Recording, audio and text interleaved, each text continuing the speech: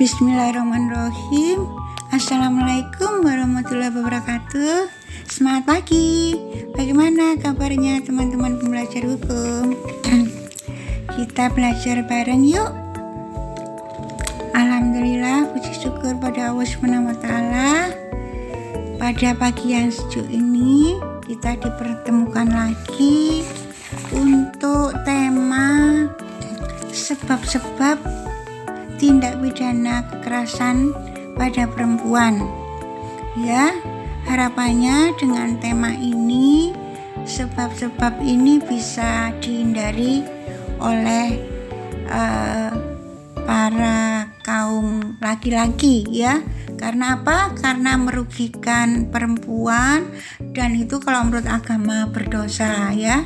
Nanti kita ambil contoh KDRT ya, tindak pidana kekerasan dalam rumah tangga. Baiklah, sebagai rasa syukur kita pada Allah SWT karena boleh belajar bersama-sama, kita awali dengan berdoa ya. Berdoa mulai.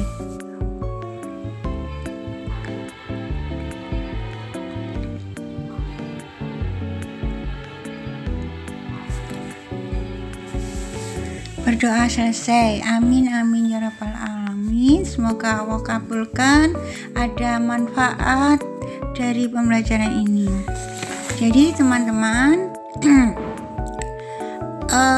kita tahu bahwa akibat dari tindak pidana kekerasan seksual pada perempuan itu sangat-sangat merugikan perempuan. Masih ingat apa akibatnya? Ya, jadi secara fisik itu akibatnya bisa perempuan yang mengalami atau dilakukannya tindak pidana kekerasan seksual padanya itu bisa mengakibatkan hamil, kemungkinan keguguran 2 kali lebih tinggi, rusaknya organ reproduksi, cacat tubuh permanen, resiko tertular penyakit kelamin, pengobatan seumur hidup, bekas luka, memar sampai ke kematian. Ini akibat tindak kekerasan pelecehan seksual ya, secara fisik.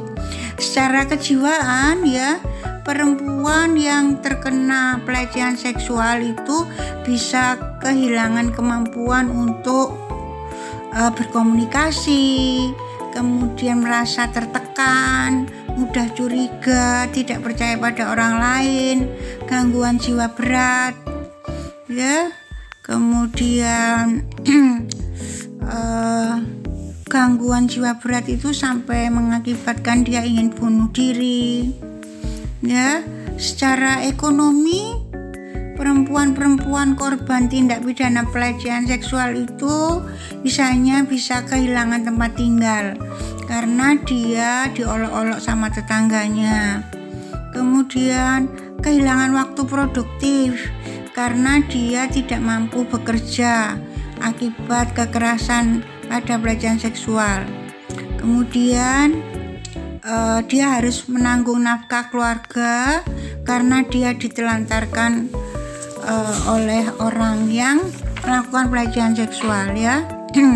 Secara psikologis, seorang perempuan korban tindak pidana pelecehan seksual itu juga sering merasa emosi buruk, kemudian ketakutan dan sebagainya. Nah, karena akibatnya sangat fatal, secara kriminologis ya, ilmu tentang kejahatan itu apa sih sebab-sebab perempuan itu bisa menjadi korban kekerasan tindak pidana pelecehan seksual? Kita beri contoh misalnya tindak pidana kekerasan dalam rumah tangga ya teman-teman. Jadi tindak pidana kekerasan dalam rumah tangga ini adalah tindak pidana pelecehan seksual atau kekerasan yang dilakukan oleh suami terhadap istrinya. Seorang perempuan itu mengalami tindak pidana kekerasan seksual ya yang ada dalam rumah tangganya itu biasanya tidak mau melapor ke polisian itu karena misalnya takut pembalasan suami, diancam penganiayaan yang lebih kejam ya. Kemudian perempuan tadi juga bergantung secara ekonomi pada suami. Kemudian perempuan tadi tidak punya keterampilan untuk untuk bekerja. Kemudian takut dicerca masyarakat, ya. Kemudian rasa percaya diri rendah.